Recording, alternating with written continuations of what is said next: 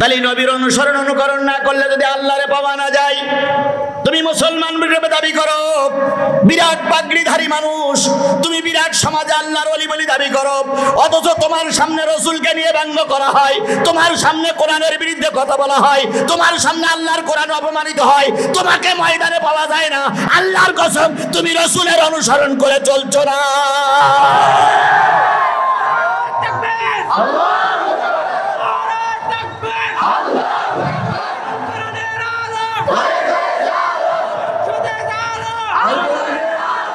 বাংলাদেশের মুসলমান বিশ্বাস করো, যদি বাংলাদেশের 17 কোটি মুসলমানের ভিতরে 16 কোটি মুসলমান বুকে কোরআন নিয়ে ময়দানে নারায়ে তাকবীর স্লোগান দিয়ে নামতো, বাতিল পন্থীরা জুতা পায়ে দেওয়ার সময় পেত না, ময়দান ছেড়ে পালিয়ে যেত।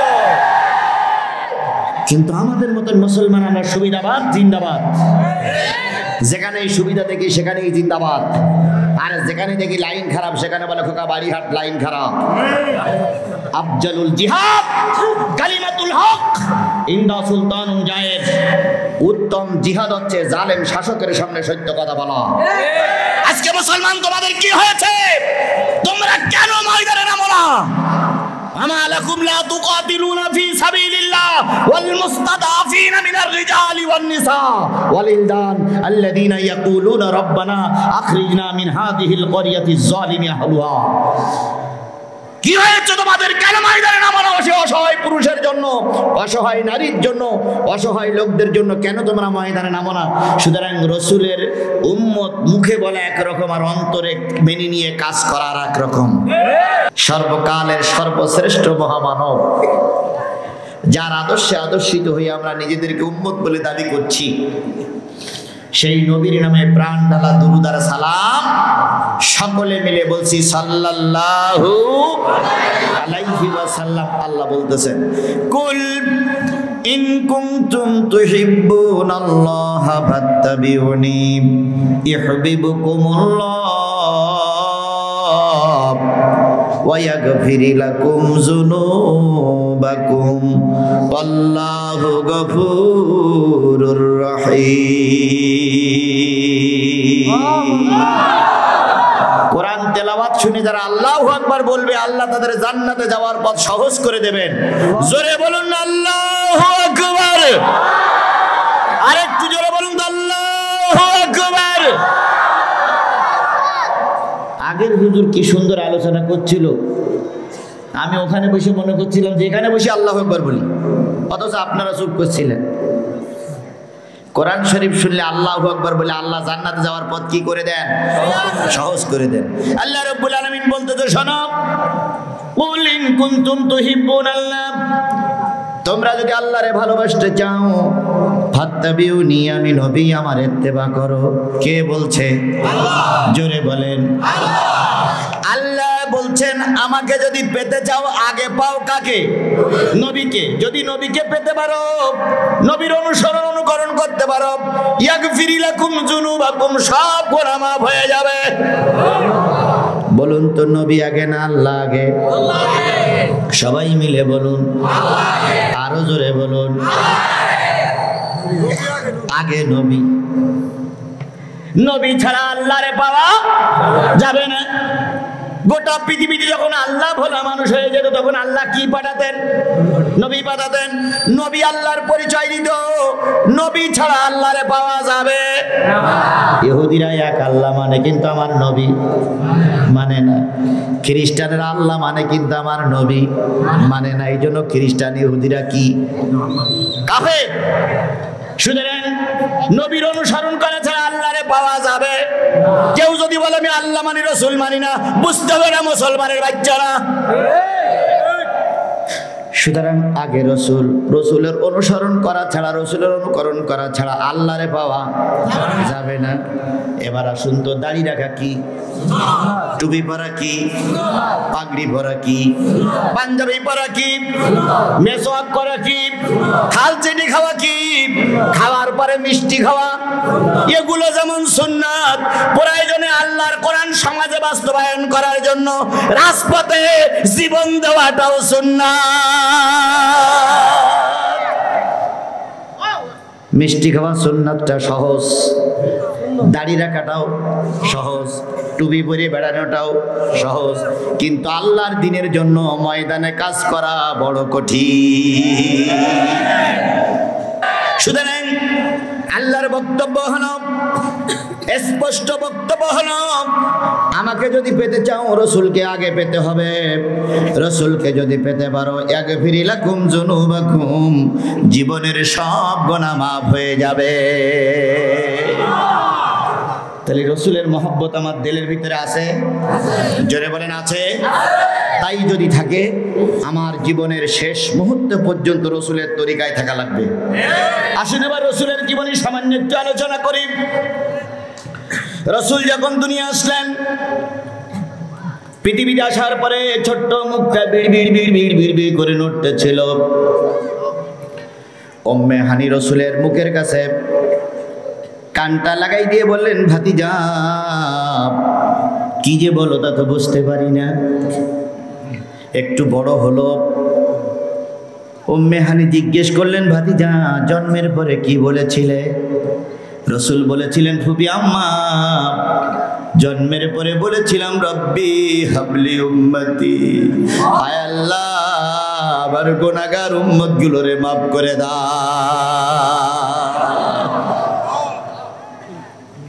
এই রসুল যখন নবুয়ত পাইলেন, কালেমার দাওয়াত দিতে যখন শুরু করলেন, কাফিরেরা রসুলের বিপক্ষে অবস্থান নিল। একদিন রসুলের মাথার পরে পচা নাড়ি ভুঁড়ি চাপিয়ে দেওয়া হলো। রসুল বলেছেন, আমি নিঃশ্বাস নিতে পারতেছিলাম না, সমস্ত পচা নাড়ি ভুঁড়ি আমার মাথার পরে চাপিয়ে দেওয়া হলো। আমি রসুল ছোট্ট দুই বাচ্চার মতন পা দুইখানা যখন নাড়াচাড়া করতেছিলাম, হযরত ফাতেমার জায়েদ ছুটে আসলেন, পচা ভুঁড়িটা মাথার থেকে সরাইতে গেলেন, এমত অবস্থায় ভুঁড়িটা ছিঁড়ে গেল। রসুলের যতটুকু দেখা যাচ্ছিল এখন আর তাও দেখা যাচ্ছে না। ক্লান্ত নবী, পরিশ্রান্ত নবী ভুঁড়ির ভিতরে, পচা ভুঁড়ির ভিতরে ঢুকে বললেন। অনেকক্ষণ পরে যখন ভুঁড়িগুলো পরিষ্কার করা হলো, নাকের ভিতরে পচা গোবর ঢুকেছে, কানের ভিতরে পচা গোবর ঢুকেছে। হযরত ফাতেমা বলেন, আমার আব্বার গালের ভিতরে পচা গোবর ঢুকে পড়েছিল, আমি সেগুলো বাহির করে যখন ধুয়ে পরিষ্কার করলাম, পাশে 11টা যুবক খিলখিল করে হাসতেছিল আর বলতেছিল, কালেমার দাওয়াত দিচ্ছ, মজাটা টের পাও। কালেমার দাওয়াত বন্ধ করো না, তোমার এর চাইতে কঠিন আযাব আসবে। ও মুসলমান, তোমার নবীকে পচা গোবর দিয়ে ভুঁড়ে ঢেকে ফেলা হলো, রসুলের কি দোষ ছিল? কি দোষ ছিল? রসুল কি কোনো লোকের জমি ভাগি দিয়েছে? রসুল কি কোনো নারী লোকের হাত ধরে টেনেছিল? রসুল কি রাজনীতি করার জন্য ক্ষমতা রাতের অন্ধকারে নিতে চেয়েছিল? তাহলে রসুলের উপরে আযাব গজব কেন? একটাই মাত্র রসুলের দোষ। রসুল কার কথা বলে? জোরে বলেন, কার কথা বলে? রসুল যে কথা বলার কারণে পচা নারী ভুঁড়ির ভিতরে পড়লো, তুমিও সেই রসুলের কালেমার দাওয়াত দাও।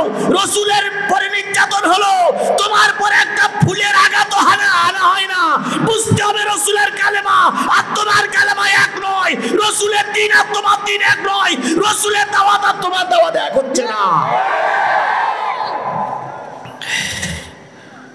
রসুল কালেমার দাওয়াত দিতে মার খেলো, আর তুমি আমি খেয়ে খেয়ে ভুঁড়ি লতাচ্ছি। তুমি যে কালেমা পড়ো, আমিও সেই কালেমা পড়ি। আমি কালেমা পড়ি, জেলে যাই, আর তুমি কালেমা পড়ি দাওয়াত খাও। বোঝা গেল তোমার কালেমা আর আমার কালেমা এক হচ্ছে না। আমার ভাইরা, রসুল পচা ভুঁড়ির থেকে বাহির হলেন। 11 জন যুবককে লক্ষ্য করে বললেন, আল্লাহ তুমি এদেরকে দেখে রাখো। আল্লাহ দেখে রাখলেন। বদরের যুদ্ধে ওই 11টা শয়তান সব একসঙ্গে মৃত্যুবরণ করেছিলেন। কে দেখে রেখেছিল? এবার যান তায়েফে। মক্কায় জায়গা হলো না, মক্কার মানুষগুলো রসুলকে তাড়িয়ে দিল। রসুল একা একা তায়েফে চলে গেলেন, সঙ্গে আছে ছোট্ট জায়েদ। কাফেরের মক্কার কাফেরেরা লড়াই দিল, আমার নবী মুহাম্মদ আব্দুল্লাহর বেটা মুহাম্মদ মক্কায় জায়গা হয়নি, মদিনায় চলে যাচ্ছে, পারলে পিটাও।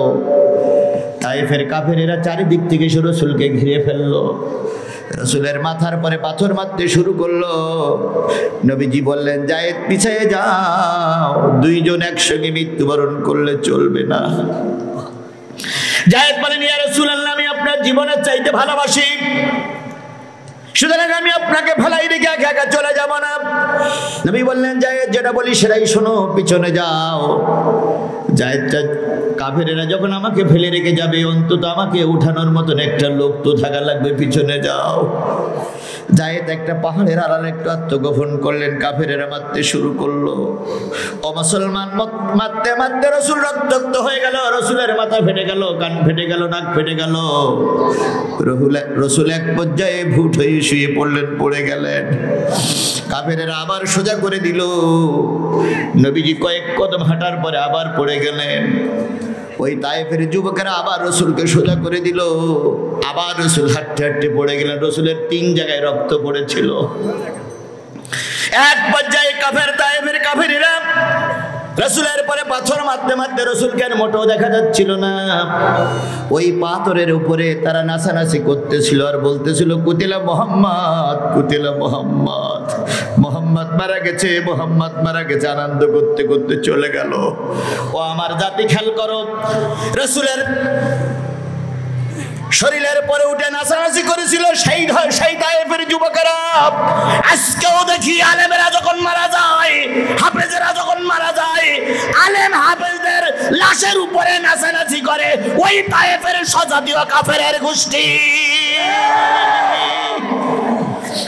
তারা সেদিন আনন্দ করেছিল।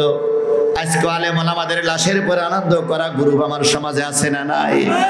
সুতরাং বুঝতে হবে, তায়েফ নাই, কিন্তু তায়েফের অনুসারীরা এখনো রয়ে গেছে। হযরত যায়েদ ছুটে আসলেন, শরীরের পরের থেকে পাথরগুলো সরালেন, আস্তে করে নবীকে বাহির করলেন। নবীর কোনো নড়াচড়া নাই। যায়েদ চোখের পানি ফেলে কাঁদতেছে, আল্লাহ, নবীজি মনে হয় মৃত্যুবরণ করেছে। কাঁধের পরে মাথাটা রাখলেন। চেটে চেটে রক্তগুলো যখন পরিষ্কার করতেছিল, কিছুক্ষণের ভিতরে নবী চোখটা মেলে তাকালেন। তাকাই দেখে যায়েদ পাশে বসা। যায়েদ রে, ডাইনে বামে পিছনে তাকাই দেখো, তায়েফের সেই যুবকেরা এখনো আছে না চলে গেছে?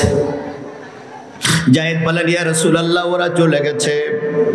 নবীজি এবার আস্তে করে সোজা হয়ে বসলেন, বসে বললেন, যায়েদ, এখন কোন সময় চলতেছে? কয়, ইয়া রাসূলুল্লাহ, বেলা প্রায় ডুবো ডুবো ভাব হয়ে গেছে। নবীজি বললেন, যায়েদ রে, মনে হয় একটা ওয়াক্ত নামাজ কাজা হয়ে যাচ্ছে, তাড়াতাড়ি উজুর পানির ব্যবস্থা করো। যায়েদ ছুটে চললেন ঝর্ণায়, ঝর্ণার থেকে পানি নিয়ে আসলেন। নবীজির চেহারা মোবারক ধোয়াই দিলেন, হাত মোবারক ধোয়াই দিলেন, মাথা মাথা করে দিলেন। পা ধোবেন, এমন সময় যায়েদ বর্ণনা করেছে, আমি খেয়াল করলাম পায়ের সঙ্গে খড়মের সঙ্গে এমন কায়দা করে লেগে গেছে, আমি আর ওই খড়মটা ছাড়াইতে পারতেছিলাম না। আমি যখন 2 হাত জোর করে ধরলাম, 2 হাত দিয়ে যখন পা ধরলাম, খড়মটা যখন গালের ভিতরে নিয়ে কামড়াই টান দিচ্ছিলাম, নবী আমার বললেন, যায়েদ রে, একটু আগে তায়েফের যুবকেরা আমাকে কষ্ট দিয়েছে, তুমি আমাকে কষ্ট দিও না। এক পর্যায়ে যখন রাসূলকে উজু করাই দিলাম, রাসূল নামাজে দাঁড়ায় গেলেন, নামাজে বসলেন। নামাজ শেষ করার পরে দেখলেন মাথার পরে কারা যেন চক্কর দিচ্ছে। জিবরিল আমিন বললেন, ইয়া রাসূলুল্লাহ, একবার হুকুম দেন, যারা আপনাকে পাথর দিয়ে আঘাত করেছে তাদেরকে আমরা পাথর চাপা দিয়ে শেষ করব। নবীজি বললেন, জিবরিল, সবাই যদি মারা যায়, কালেমার দাওয়াত কারে শোনাবো? ও আমার জাতি, তোমার নবী তায়েফের ময়দানে মার খেলো, তোমার নবী উহুদের ময়দানে দান্দান মুবারক শহীদ হলো, তোমার নবী মক্কা ছেড়ে মদিনায় পলায়ন করলো, তোমার নবী মক্কায় কাফেরদের অত্যাচারিত হয়ে পায়খানা পেশাবের নামে হাবিডুবু খেলো। তুমি সেই রাসূলের উম্মত হয়ে তোমার গায়ে একটা চোখের আঙুল, তোমার গায়ে একটা ফোঁটাও আঘাত হয় না, তোমার গায়ে কেউ ঢিল পেটকেল ছাড়ে না, তোমার বিরুদ্ধে কেউ বিষাদগার করে না। বুঝতে হবে, তোমার দিন আর রাসূলের দিন এক ছিল না।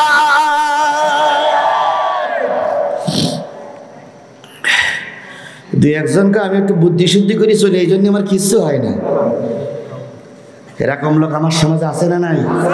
জোরে বলেন আছে না নাই? তুমি যদি কালেমার দাওয়াত দিতে যাও, রসুল পদে পদে বাধার সম্মুখীন হয়েছে, তোমাকেও পদে পদে বাধার সম্মুখীন হতে হবে, আসতে হবে। তাহলে বুঝতে হবে তোমার দাওয়াত আর রসুলের দাওয়াত এক হচ্ছে। সুতরাং রাসূলের যে দাওয়াত, রাসূলের পরে যে কোরআন আসছিল, সেই কোরআন এবং রসুলের সেই দাওয়াত নিয়ে আজকে আপনাদের কাছে এসেছি। রসুলের পরে যে আয়াত নাজিল হয়েছে তার কিছু কথা শোনার জন্য আল্লাহ পরিবেশ তৈরি করে দিয়েছেন। রসুলের তরিকা মোতাবেক বসেছি, এই জন্য রসুলের নামে দুরূদ আর সালাম সবাই মিলে বলছি সাল্লাল্লাহু আলাইহি ওয়াসাল্লাম। সম্মানিত উপস্থিতি, আসলে আপনারা আমরা এই 3 দিন কষ্ট করছি কি জানার জন্য? জোরে বলেন কি জানার জন্য? কোরআন জানার জন্য, কোরআন বোঝার জন্য, কোরআন শোনার জন্য। আমি কোরআন থেকে যদি আলোচনা করি, আপনারা কি শুনতে রাজি আছেন? সবাই মিলে রাজি আছেন? আল্লাহ রসুল বলেছেন, আল কোরআনু শাফিআম মুশাফফা ওয়া মা হিল্লু মুসাদ্দাকান মান জাআলা ইমামাহু ওয়াদ্দাহু আলাল জান্নাহ ওয়া মান জাআলা খালফাহু যাহরাতান সাকাতাহু ইলান নার। এই কোরআন এমন একটা কোরআন, যেই কোরআন কিয়ামতের দিন তার তেলাওয়াতকারী তার পক্ষে থাকার জন্য আল্লাহর দরবারে সুপারিশ করবে। এই কোরআনের পক্ষে যারা থাকবে কিয়ামতের দিন, এই কোরআন তাদের জন্য আল্লাহর কাছে কি করবে? তর্ক বিতর্ক করবে। আল্লাহ আমার পক্ষে ছিল, এখন আমাকে এই কোরআন আলাদের সঙ্গে আমার দিয়ে দাও। কোরআন পক্ষে সুপারিশ করবে। আমান জালাউ ইমামাহু, যে ব্যক্তি কোরআনকে সামনে রাখবে, এই কোরআন তাকে টেনে জান্নাতে নিয়ে যাবে। আপনাদের সামনে কি? সবাই মিলে বলেন আপনাদের সামনে কি? আমার সামনে কি? তাহলে আপনার সামনেও কোরআন, আমার সামনেও কোরআন। আমরা শুনতেছি কি? আলোচনা হচ্ছে কি? আল্লাহ রাসূল বলেন, এই কোরআনকে যারা সামনে রাখবে, কিয়ামতের দিন এই কোরআন তাকে টেনে কোথায় নিয়ে যাবে? জান্নাতে নিয়ে যাবে।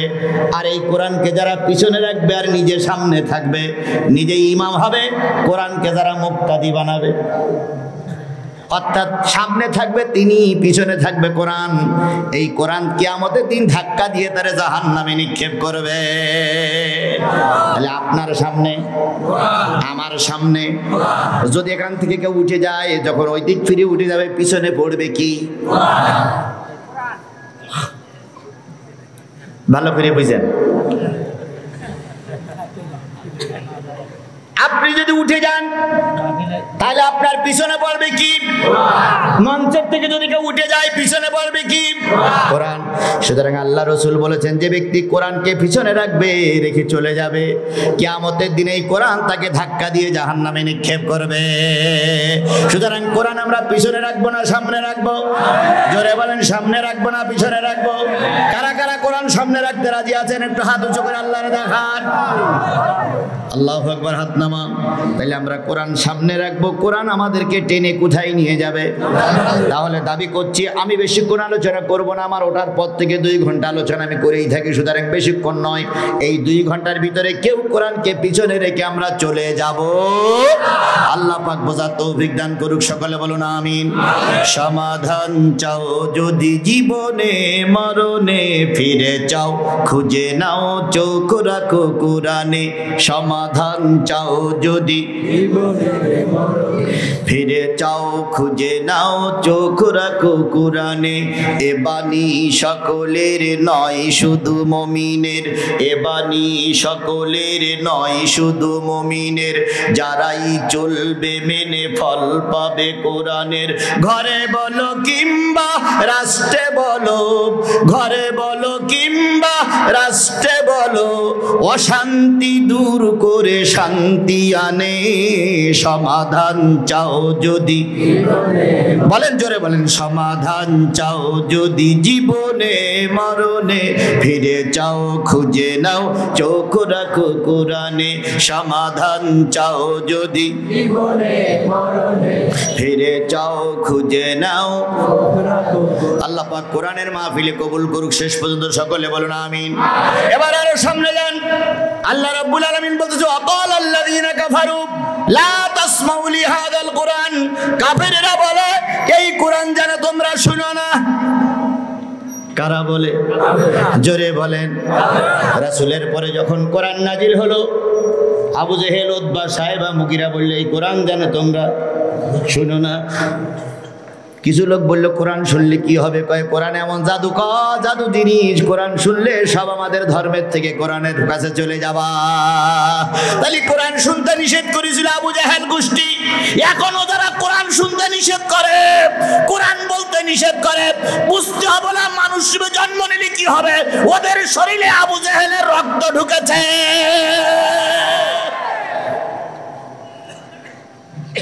বাংলাদেশে যাত্রা গানের পরে কোনো নিষেধাজ্ঞা নাই, হিন্দুরা পুজো করতেছে কোনো নিষেধাজ্ঞা নাই। তারপরে মাসের পরে মাস সিনেমা চলতেছে, নিষেধাজ্ঞা নাই। যত নিষেধাজ্ঞা সব কোরআনের মাহফিলে। অনুমতি নিতে গেছে নেতার কাছে, স্যার একটু অনুমতি দেন, কেন? তাফসীর মাহফিল হবে। বক্তা কেডা? তারেক মনোয়ার। হবে না, হবে না, হবে না। স্যার 2 লাখ টাকা খরচ হয়ে গেছে sir, pandal, stage, miking, postering করতে 2 লাখ টাকা খরচ। স্যার তখন বলতেছে ঠিক আছে, তোমরা যখন 2 লাখ টাকা মাহফিলে খরচ করেছো, আমার কিছু চা নাস্তা করতে টাকা দাও, মাহফিল করো, যে সমস্যা নাই।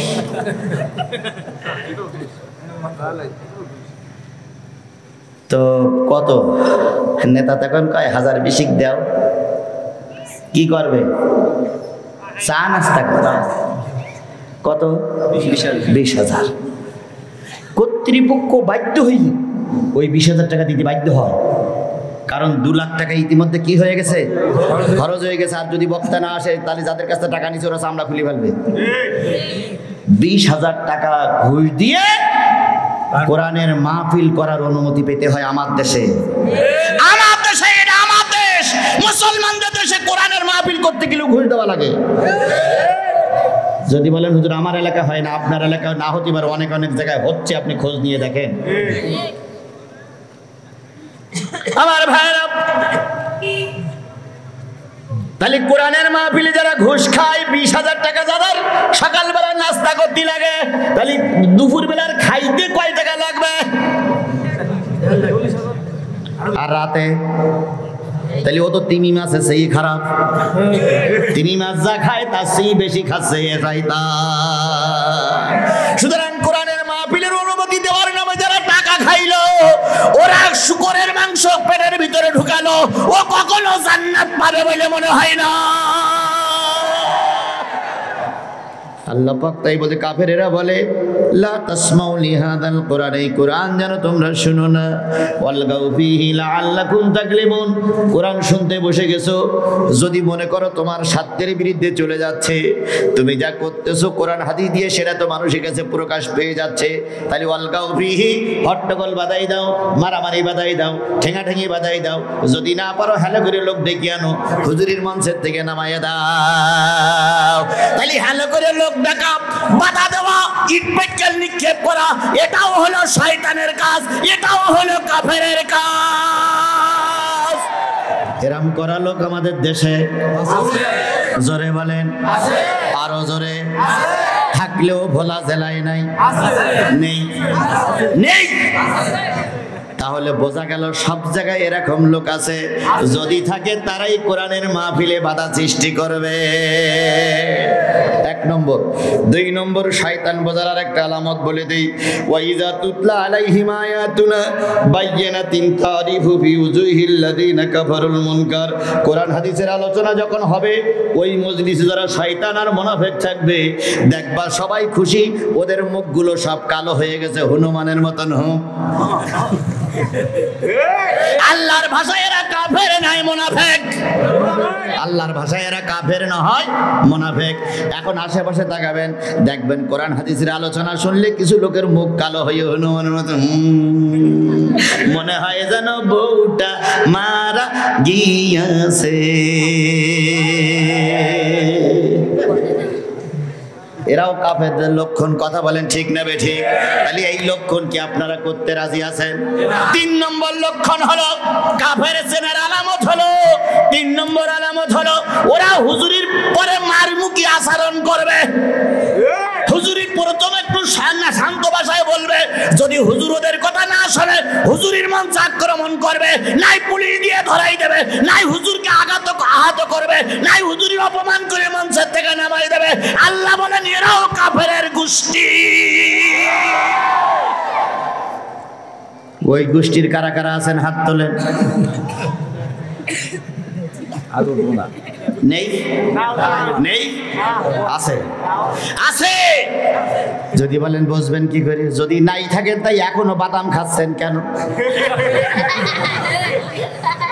কিসের মাহফিল হচ্ছে? আমি কি আমার বাবার কথা বলতেছি? আমি কি কোনো দলের কথা বলতেছি? আমি কার কথা বলতেছি? তোমার বাড়ির সামনে কোরআনের মাহফিল হচ্ছে, কোরআন থেকে আলোচনা করতেছে দূরের হুজুর, আর তুমি এখনো বাড়ি লেপের কলতেনে দিয়ে শুয়ে আছো। আল্লাহর কসম তুমি কোরআনের বন্ধু না। যারা এখনো দোকানে পেশারিতে ঘুরতেছো, 5 মিনিট টাইম দিলাম, এই 5 মিনিটের ভিতরে যদি না আসো, হাজার হাজার মানুষ নিয়ে আল্লাহর কাছে দোয়া করবে, আল্লাহ কোরআনের মাহফিল হয়েছিল, সবাই এসেছিল, কয়টা আসেনি, আল্লাহ ওটা দেখিয়ে রাখো। বাড়ি যারা আসো, দোকানে যারা আসো, 5 মিনিট টাইম দিলাম, এরপরেও যদি না আসো তোমার কাঁধে ফেরেশতা আছে। কিয়ামতের দিন ওই ফেরেশতারা বলবে, আল্লাহ কোরআনের মাহফিল হয়েছিল, সবাই গিয়েছিল, আমার এই শয়তান যায়নি। থাকো বাড়ি শুয়ে, বুঝতে পারা গুতনটা কি।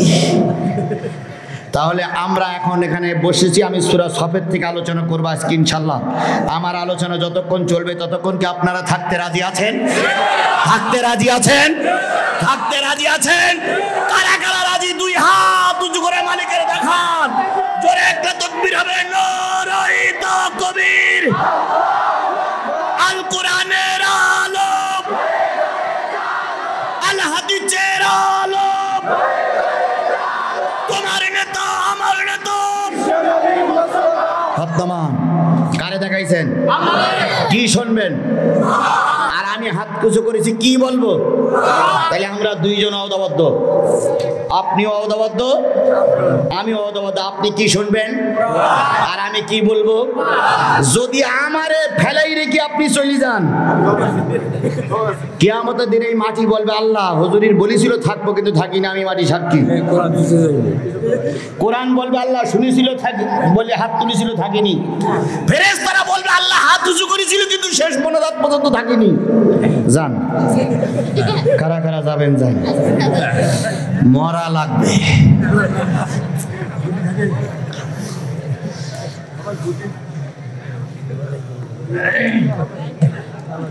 আর 1 ঘন্টা 10 মিনিট আলোচনা হলো ইনশাআল্লাহ। 1 ঘন্টা 10 মিনিটের মধ্যে প্রায় 50 মিনিট আলোচনা হয়ে গেছে। আপনারা বুঝতেই পারেননি যে 50 মিনিট পার হয়ে গেছে। কথা বলেন ঠিক না বেঠিক? আর 1 ঘন্টা 10 মিনিট আমার দিক তাকায় দেখবেন, ঘুম আসবে না, ঘুমাতে আমি দেব না। আমি ওয়াজ করব আর আপনি পোল্ট্রি মুরগির মতন। এর আওয়াজ আমার দ্বারা হবে না। বক্তার যদি গা ঘামে, শ্রোতারও গা ঘামা লাগবে। আমি বাইরেতে এসে গা ঘামাবো আর আপনি পোল্ট্রি মুরগির মতো চিঠি খাইতে শুয়ে থাকবেন। ওটা পরে হুজুর ওয়াজ শুনি না, আমার ওয়াজ শোনা লাগবে না। আমার ওয়াজ শুনলে আমারও গা গরম হবে, আপনারও গা গরম হবে, বুড়ো মানুষ জন হয়ে যাবে। আল্লাহ পাক কবুল করুক। আরো জোরে, আরো জোরে। তাহলে কোন সূরা? সূরা সফ। 3টা আয়াতের ভিতরে আমি আলোচনা করব বন্ধুরে। যখন কোরআনের আলোচনা করতেছি তখন মুসলমানদের অবস্থা, হুজুরদের অবস্থা ভালো না খারাপ? জোরে বলেন, ভালো না খারাপ? কি করে ভালো হলো? বাংলাদেশের যারা বড় বড় মুহাদ্দিস ছিল, বড় বড় তাফসীর কারক ছিল, প্রায় সব বন্দী। কথা বলেন ঠিক না বেঠিক? মামুনুল হকের আলোচনা শুনলে মানুষের রক্ত গরম হতো। কথা বলেন ঠিক না বেঠিক? মামুনুল হককে বিনা অপরাধে জেলখানায় ভরে রাখা হয়েছে। ছোট্ট একটা হুজুর ছিল, রবিউল ইসলাম মাদানী। ওর কিন্তু বয়স ছোট না, গোবদারি উঠিনি, কিন্তু ছিল বাঘের বাচ্চা। শুধুমাত্র কোরআনের পক্ষে কথা বলার কারণে তাকেও আজকে কারাগারে থাকতে হচ্ছে। আরেকজন হুজুর ছিল কি হাবিবি, জুনায়েদ আল হাবিবি। লোকটা বুড়ো মানুষ, কিন্তু মঞ্চে যখন কথা বলতো মনে হচ্ছে 25 বছরের যুবক। আবার হাতে থাকতো একটা লাঠি, মাঝে মাঝে লাঠি নিয়ে গর্জন করতো বুড়ো। তাকেও আজকে জেলখানায় থাকতে হচ্ছে। কথা বলেন ঠিক না বেঠিক? বাংলাদেশের 16 কোটি মানুষের ভিতরে 10 কোটি মানুষের হৃদয়ের স্পন্দন ছিল আমির হামজা। আমির হামজাকে এখন কোথায় থাকতে হচ্ছে? জেলখানায় থাকতে হচ্ছে। এরপরে মিজানুর রহমান আজারি, যার মাহফিলে প্রধানমন্ত্রীর চাইতে বেশি লোক হয়। প্রধানমন্ত্রী মাহফিল করলে, জনসভা করলে 20,000 30,000 লোক হয় না। আর আমি কি বলে, মিজানুর রহমান আজারি আসলে 10 লক্ষ মানুষ হয়। জনপ্রিয়তা কারে বলে বোঝো দুলাভাই? শুধুমাত্র কোরআনের পক্ষে থাকার কারণে। কথা বলেন ঠিক না বেঠিক? তাকেও আজকে বিদেশ থেকে এদেশে আসতে দেওয়া হচ্ছে না। বাংলাদেশে নয়, গোটা বিশ্বে যার জনপ্রিয়তা ছিল আকাশচুম্বী, শুধু এদেশে তাফসির করে নাই, 50টা বছর গোটা দেশে যিনি তাফসির করে বেড়াইয়াছেন, যার কথা শুনে 1000 থেকে 1700 মুসলিম কালেমা পড়ে মুসলমান হয়েছে, যিনি 50টা বছর কোরআনের দাওয়াত দিয়ে গোটা পৃথিবী সফর করে বেড়াইছে রে ভাই, তিনিও আজকে জেলখানার কাস্টডিতে পড়ে পড়ে কাঁদতেছে, শুধুমাত্র কোরআনের কথা বলার কারণে।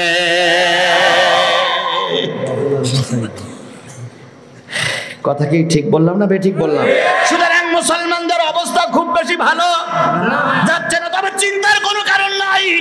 রাত যত গভীর হয়, সূর্যের আনাগোনা ততই নিকটবর্তী হয়। আমাবস্যা হলে পরে পূর্ণিমা আসবেই আসবে।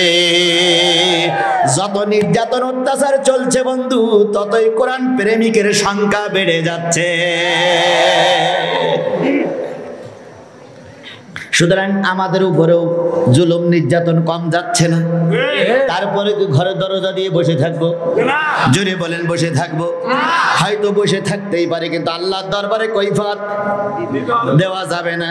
আমি যখন খানা পিনা করতেছিলাম, একজন জি বললেন, হুজুর কোরআন হাদিসের কথা বলবেন, অন্যদিকে মোটে যাবেন না। আমি আপনার কথা ধরে নিয়েছি, আপনার কথা মেনে নিয়েছি। যদি আপনি মজলিসে থাকেন, এবার আমার কথাটা শুনুন। নিশ্চয়ই আপনি আছেন, এবার আমার কথাটা শুনুন। আল্লাহ পাক বলতেছেন, ইন্নাল্লাযীনা ইয়াকতুমুনা মা আনজালাল্লাহু মিনাল কিতাব ওয়া ইয়াশতারুনা বিহি সামানান কলিলা উলাইকা মা ইয়াকুলুনা ফি বুতুনিহিম ইল্লান নার ওয়া লা ইউকাল্লিমুহুমুল্লাহু ইয়াওমাল কিয়ামাতি ওয়া লা ইউযাক্কিহিম ওয়া লাহুম আযাবুন আলীম। আয়াতটা কোরআন শরীফে আছে না নাই? করে বলেন আছে না নাই? এবার আয়াতটার অর্থ বোঝেন। ইন্নাল্লাযীনা ইয়াকতুমুনা মা আনজালাল্লাহু মিনাল কিতাব, নিশ্চয়ই যে বা যারা গোপন করে আসমান থেকে যে কিতাব নাজিল হয়েছে, ওই কিতাবের কোনো একটা আয়াত, কোনো একটা হরফ, কোনো একটা ওয়াক্ত, কোনো একটা নোক্তা যারা গোপন করে, ইয়াশতারুনা বিহি সামানান কলিলা, বিনিময়ে তারা কিছু টাকা নেয়। টাকা নিয়ে কি গোপন করে? জোরে বলেন কোরআনের আয়াত অথবা কোরআন গোপন করে। ওয়া ইয়াশতারুনা বিহি সামানান কলিলা উলাইকা মা ইয়াকুলুনা ফি বুতুনিহিম ইল্লান নার। ওই হুজুর পেট ভরে যা খায়, পেটের ভিতরে যা ঢুকায় আর পকেটের ভিতরে যা ঢুকায়, আগুন ছাড়া অন্য কিছু ঢুকায় না। কার বক্তব্য? এই মুসলমান জোরে বলেন কার বক্তব্য? আরো জোরে বলেন বক্তব্যটা কার? আমি কি আল্লাহর বক্তব্য মানবো না নেতার বক্তব্য মানবো? আমি কি আল্লাহর আইন মানবো না নেতার আইন মানবো? আমার আল্লাহর আইন হচ্ছে কোরআনের কথা গোপন করে পকেট ভরে টাকা নিয়ে যাবা, পেট ভরে খেয়ে যাবা, শুধু আগুন আর আগুন, পকেটেও আগুন, পেটেও আগুন। আমি জানি ভোলায় আমার কোনো আপনজন নাই, কিন্তু আপনার আমার আপন। আমার আপন রক্তের চাইতে বেশি সম্পর্ক দিনী ভাই। আপনার আমার দিনী ভাইয়ের মতন। সকল দিনী ভাইদেরকে বলে আল্লাহ রাব্বুল আলামিন বলতে, যে বা যারা কোরআন গোপন করে পেটে খায়, পকেটে নেয়, উলাইকা মা ইয়াকুলুনা ফি বুতুনিহিম ইল্লান নার, ওরা পেটে এবং পকেটে আগুন ছাড়া অন্য কিছু ঢুকায় না। এখানে বলে যদি আমার আল্লাহ থেমে যেতেন, ভালো করে বোঝো মুসলমান, অনেক আলেম ওলামা এখানে আছো, আমার আলোচনা শোনার পর অনেক আলেমের রক্ত গরম হয়ে যাবার, অনেক আলেম ঘৃণা করে চলে যায়, আবার অনেক আলেম চিন্তা করে যে আলোচনা শুরু হয়েছে হুজুর তো মরিছে আর আমাদেরও মেরিছে। কিছু কিছু আলেম চলে যায়, যাচ্ছেন কেন ভাই, যে আলোচনা করতেছে ও হুজুর তো ভাই মরিছে আর আমারও মেরিছে, সুতরাং ও হুজুর থাকা আমি চলে গেলাম। এর ভিতরেই আছে, এর ভিতরেই আছে, এর ভিতরেই আছে। আমি আপনাদের উদ্দেশ্য বলি, আল্লাহ রাব্বুল আলামিন বললেন কোরআন গোপন করে যারা পেটে খাবে পকেটে নেবে, কি ঢুকালো?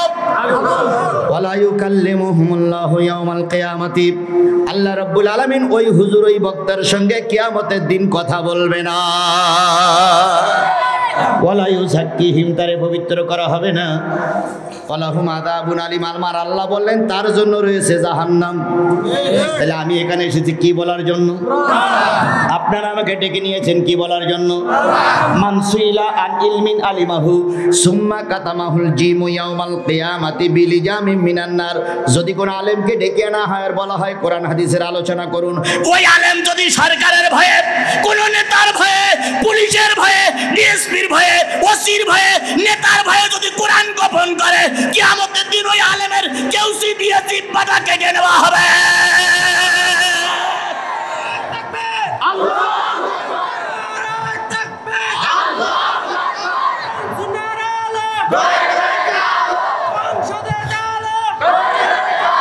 আমাকে ডেকে এনেছেন, শোনেন, আমাকে ডেকে এনেছেন কি বলার জন্য? এখন আমি পকেটে নিয়ে গেলাম, পেটে খেয়ে গেলাম, আর আপনার মন সন্তুষ্ট করে গেলাম, আর বললাম মুরব্বি বেশি দূরে যাব না। তাহলে আমার পেটে কি ঢুকলো, পকেটে কি ঢুকলো, আর কিয়ামতের দিন কি দিয়ে কেটে নেওয়া হবে? আর আমাকে দেওয়া হবে কোন জায়গায়? এবার আপনারা যারা ভয় পাচ্ছেন কিংবা আমার কথায় বেরিয়ে সৃষ্টি করতেছেন, তারা উঠে দাঁড়াই বলুন তো হুজুর, যদি আপনারা জাহান্নামে দেওয়া হয় আমি আপনার সাথে থাকবো। সাদা কাগজ দেন তো, লিখে নেই আমি লোকের কাছ থেকে।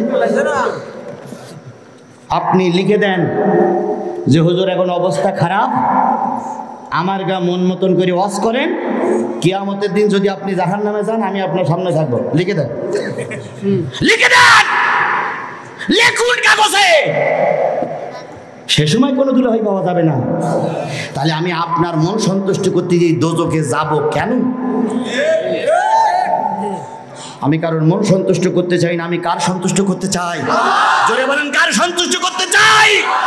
আমার মালিক আমার পরে সন্তুষ্ট হয়ে, যদি মালিক মনে করে আজিজুল ইসলাম আজকের ওদের পরে তোমার আর চলবে না, আমি খুশি, কিন্তু আমার মালিকের মুখ মলিন হোক না আমি চাইবো না, চাইবো না, চাইবো না।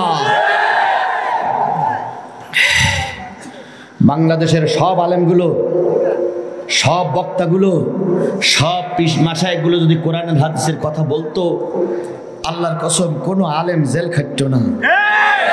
বেশি দূরে যাওয়ার দরকার নেই। মসজিদের যে ইমামগুলো আছে, কতগুলো মসজিদ বলেন তো? না, 3.5 লক্ষ ছিল হলো এরশাদের আমলে, তারপরে এখন প্রায় 5 লক্ষর উপরে মসজিদ। এই 5 লক্ষ মসজিদে কালকে বাদে পরশুদিন শুক্রবার কয় লক্ষ ইমাম লাগবে? ইমাম যখন খুতবা দেওয়ার জন্য মেম্বারের পরে বসবে, তখন আর একজন আজান দেবে, এরা কি বলে? তাহলে 5 লক্ষ ইমাম লাগবে, আর কয় লক্ষ? তাহলে কয় লক্ষ হইল? এই 10 লক্ষ ইমাম মুয়াজ্জিন যদি বিয়ে করে থাকে, তাহলে আরো 10 লক্ষ মেয়ে লোক। কথা বলেন ঠিক নেবে ঠিক? এই 10 লক্ষ ইমাম মুয়াজ্জিন যদি সামনে শুক্রবারে জুমার নামাজ আদায় করে 10 লক্ষ ইমাম মুয়াজ্জিন আর তার স্ত্রীদেরকে নিয়ে রাস্তায় নামে, আর যদি স্লোগান একটাই হয়, বাংলাদেশ কোরআনের দেশ চাই, এই 20 লক্ষ মুসলমান যদি জাতীয় সংসদের সামনে যে হুঙ্কার দিয়ে বলে, ও বাংলাদেশের পাওয়ারশিপ নেতারা, বাংলাদেশকে কোরআনের দেশ বানাতে হবে, নতুবা জাতীয় সংসদ ছেড়ে চলে যাব না, আল্লাহর কসম আইন মেনে নিতে বাধ্য হবে। কিন্তু আমার দেশের হুজুরিরা ওসব তালে তন্তরে না, কি করি ইমামতি টিকাই রাখবে সেই তালে ব্যস্ত। আমার কথায় যেন সভাপতি অসন্তুষ্ট না হয়, আমার কথায় যেন সেক্রেটারি অসন্তুষ্ট না হয়। এই কায়দায় বক্তব্য দেয়, যে বক্তব্য কিয়ামত পর্যন্ত খুঁজেও পাওয়া যায় না। কথা বলেন, কথা বলেন, কথা বলেন। এ জাতীয় লোক আমাদের দেশে আছে না নাই? এবার আসুন, আমাদের দেশে পীর মাশায়েখের অভাব কম না বেশি? জোরে বলেন, কম না বেশি? আগেকার পীরদের একটা ধারা ছিল, বেনামাজি পীরের দরবারে গেলে নামাজি হয়ে ফিরে আসতো। বেপদ্দা নারী পীরের দরবারে গেলে পদ্মানসীন হয়ে ফিরে আসতো। আর এখন কিছু ভণ্ড পীর হয়েছে, যাদের দরবারে নামাজি লোক গেলে বেনামাজি হয়ে ফিরে আসে। তাই নামাজ কালাম এতদিন পরিচয় পড়া লাগবে না। মন চলেছে সুরেশ্বর, কিসের বাড়ি কিসের ঘর। মন চলেছে সুরেশ্বর, কিসের বাড়ি কিসের ঘর। আইসি ন্যাংটা যাবো ন্যাংটা, আইসি ন্যাংটা যাবো ন্যাংটা, ন্যাংটা হয়ে জিকির কর, জিকির কর। গিয়েছিল কি পরে? কাপড় পরে। পীরিন মন্ত্র শুনে কাপড় খুলে বেড়াইছে। তাহলে এসব কি পীর না পীরির নামে শয়তান? জোরে বলেন, পীর নামক শয়তান আমার সমাজে আছে না নাই? আরো জোরে বলেন, আছে না নাই? হারাইলাম ধন মানিকি রতন, আর কি ফিরে পাবো তোমার। তোমার জন্য কান্দে ভুবন, তোমার তুলনা নাই রে। আছে আছে আছে আমার দেশে আছে না নাই? তুমি আমার দয়াল বাবা, তুমি আমার কিবলা কাবা, তুমি ছাড়া আছে কে বা আধা মেরে দুনিয়া।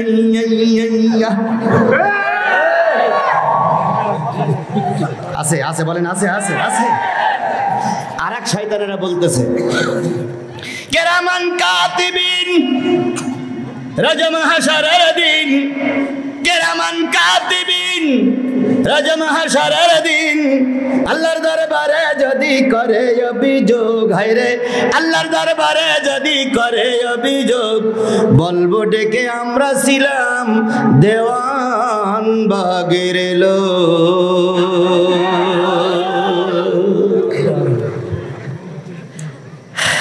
কেরামান কাতিবি যদি প্রশ্ন করে, বলবো মানে কেন লোক ছিলাম? দেওয়ান বাগের লোক। আর এই কথা বললে ফেরেশতারা ছেড়ে দেবে। আবার কিছু লোক আছে শরিয়ত হকিকত মারফত তরিকাত কিছুই মানে না। মাথার চুল কখনো কাটে না, গোপ লম্বা হলেও কাটে না। জনগণ জিজ্ঞেস করে কাটো না কেন? আল্লাহ যেভাবে দেশ ওইভাবেই থাক।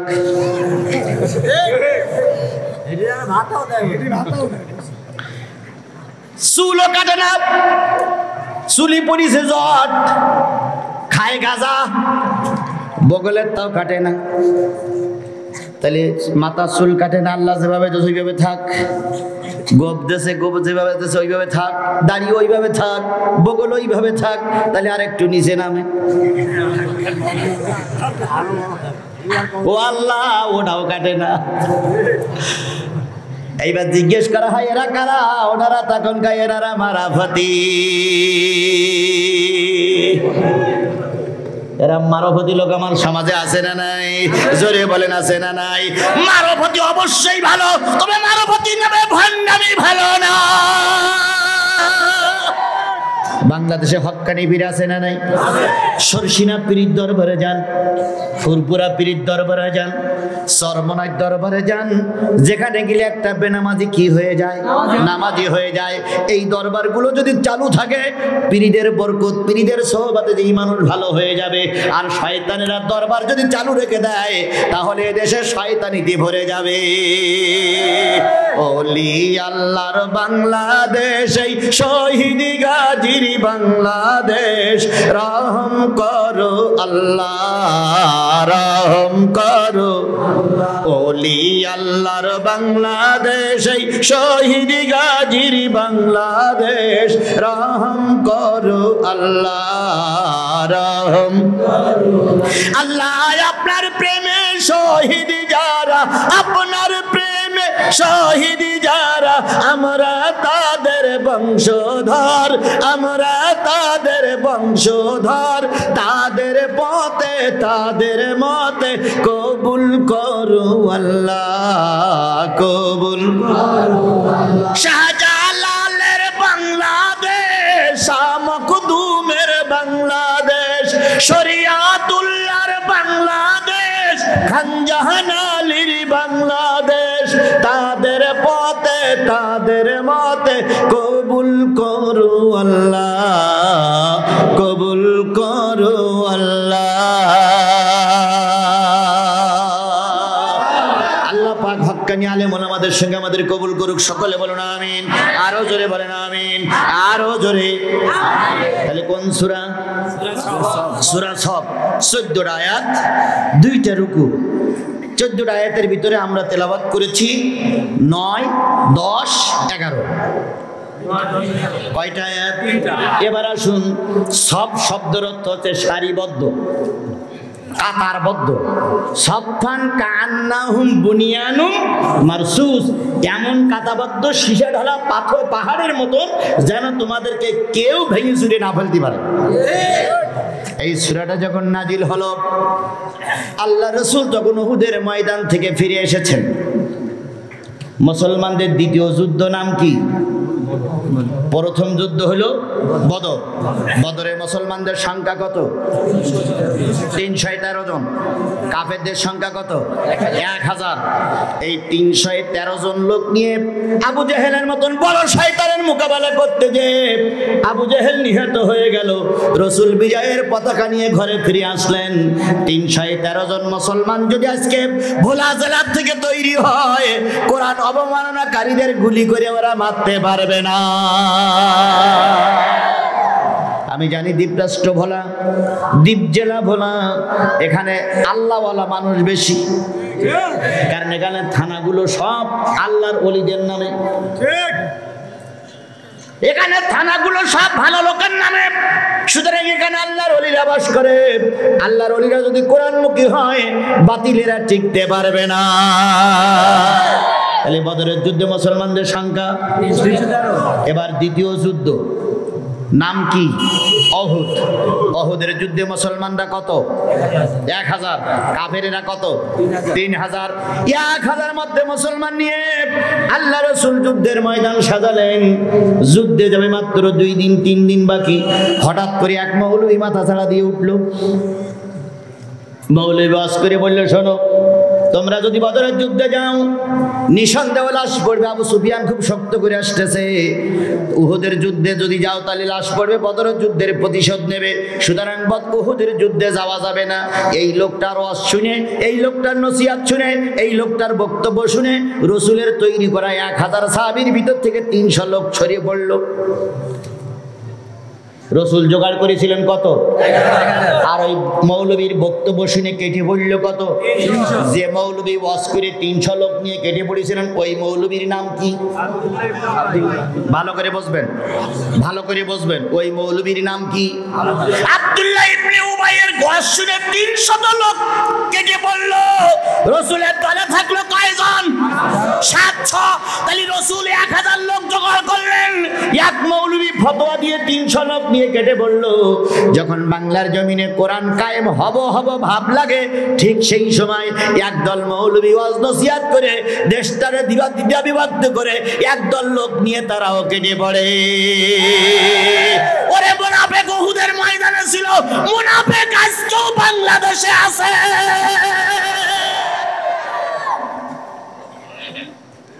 ওই মুনাফিকদের রাজপথে পাওয়া যায় না, ওই মুনাফিকদের কোরআন কায়েমের পথে পাওয়া যায় না, ওই মুনাফিক দিন কায়েমের পক্ষে পাওয়া যায় না। ওই মুনাফিক শুধু ফতোয়া দেয় আর শুধু পেটের ভিতরে ঢোকায়। একবারও হিসাব করে দেখো না, তোমার একটা ফতোয়ার কারণে বাংলাদেশটা কোথায় যাচ্ছে। ফতোয়া থাকবেই, কিন্তু তার মানে এই নয় ফতোয়া দিয়ে তুমি ধ্বংস করবা। সারা জীবন আহলে হাদিস আর আহলে সুন্নাত আল জামাত হানাফি মাযহাবদের ভিতরে একটা দ্বন্দ্ব রয়ে গেছে। আহলে হাদিসরা হাত পাতে কোথায়? বুকের উপরে। আমরা হাত পাতি কোথায়?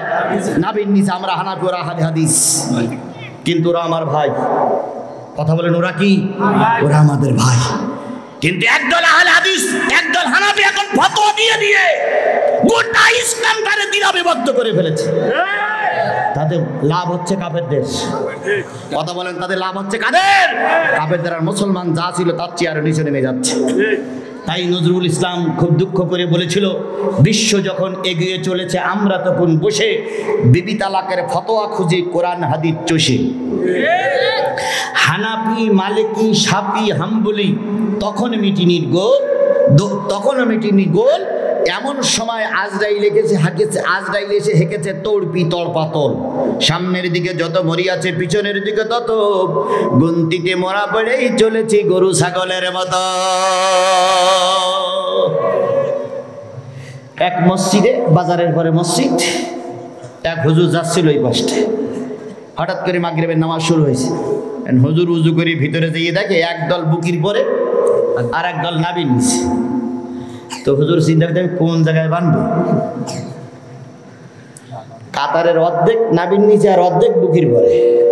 তো এখন যদি আমি নাবির নিচে বান্ধি তাহলে আরেক জ্বালা, বুকির পরে বানলো আরেক জ্বালা। হুজুর তখন নিয়ত করি কপালে হাত বেঁধেছে।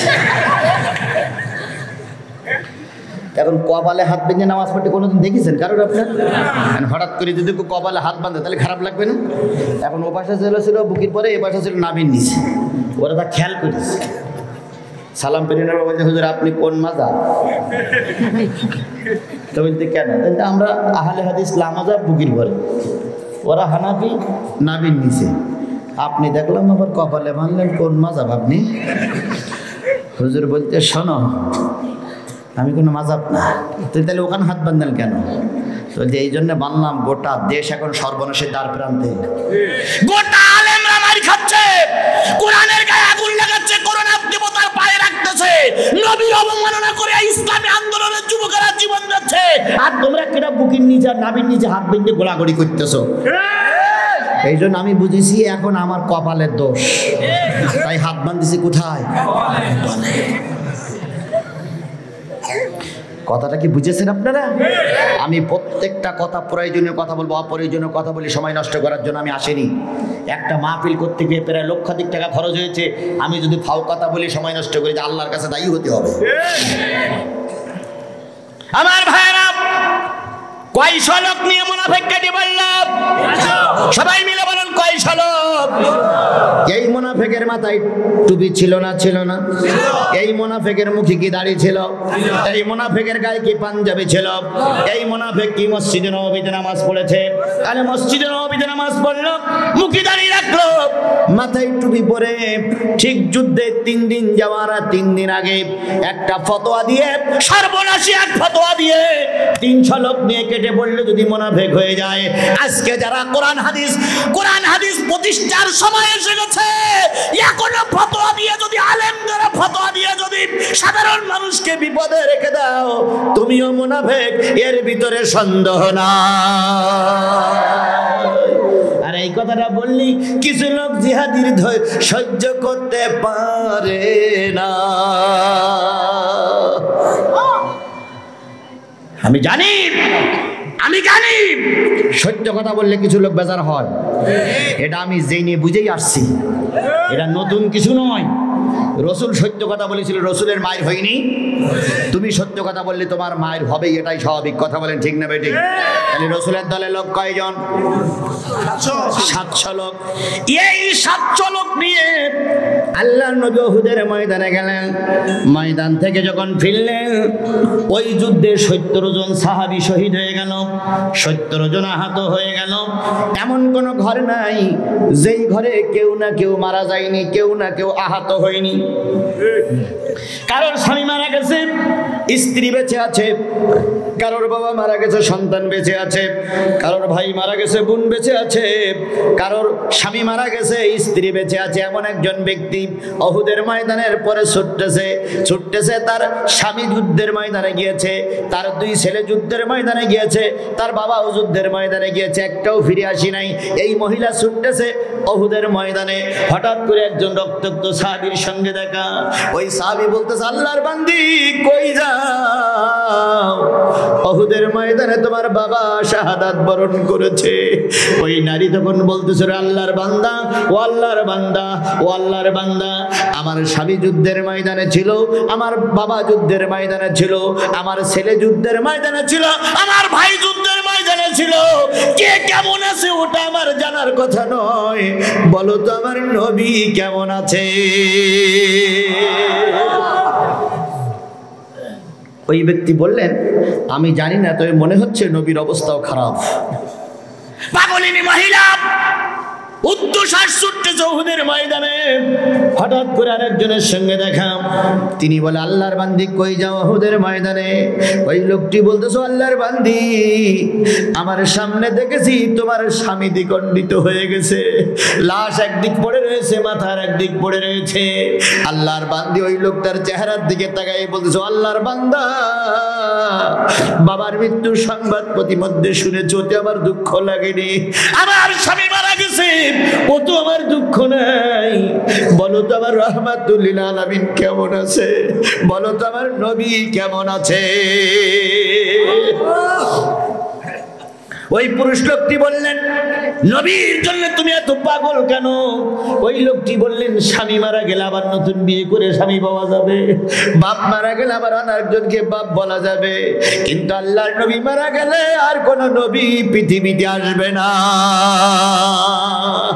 মা কানা মুহাম্মাদুন আবা আহাদিম মির রিজালিকুম ওয়ালাকির রাসূলুল্লাহি ওয়া খাতামান নাবিয়িন। নবী খতম হয়ে গেছে, নবীর আসার দরবার বন্ধ হয়ে গেছে, আর নতুন করে নবী আসবে না। বল আমার নবী কেমন আছে? ওই মহিলা দাঁড়াই বলেন, ও আল্লাহর বান্দা, তুমি কি জানো, যখন মদিনার মানুষের ঘরে খাবার থাকে না, ছোট্ট ছোট্ট বাচ্চাগুলো যখন মার কাছে কাটো কবুতরের মতন, মুরগির মতন ছোটাছুটি করে, মা খেতে দাও, মা খেতে দাও, আমরা মায়েরা যুক্তি পরামর্শ করে নবীর দরবারে পাঠিয়ে দেই। নবীর মসজিদে যায়, নবীর চেহারার দিকে তাকায় থাকে, 2 দিন যায়, 3 দিন যায়, ক্ষুধার্ত বাচ্চাটা একবারও খাওয়ার জন্য পেরেশানি করে না। রাসূলের চেহারার দিকে তাকাইলে মানুষের পেটের ক্ষুধা নিবারণ হয়ে যায়। হযরত আয়েশা বর্ণনা করেছেন, আমার জাতি, আমার নবীর চেহারাটা একটু বর্ণনা করি শোনো। মাঝে মাঝে রাসূল এসে ঘুমিয়ে পড়তেন, আমি রাসূলকে কম্বল মুড়ি দিয়ে শোয়ে রেখে রাসূলের গায়ের পরনের কাপড়গুলো সেলাই করতাম। সেলাই করতে করতে করতে করতে অনেক সময় লণ্ঠনের তেল ফুরিয়ে যেত, আমার হাতের সুচ পড়ে যেত, আমি অন্ধকারে সুচ খুঁজে পেতাম না। রাসূল তখন কম্বল মুড়ি দিয়ে শোয়া, রাসূলের চেহারার উপর থেকে কম্বলটা সরাই দিতাম। রাসূলের ওই চেহারায় কম্বল হালকা করলে ওই চেহারায় ঘরে যে আলো হতো, ওই আলোয় আমি হারানো সুচ খুঁজে পেয়েছি।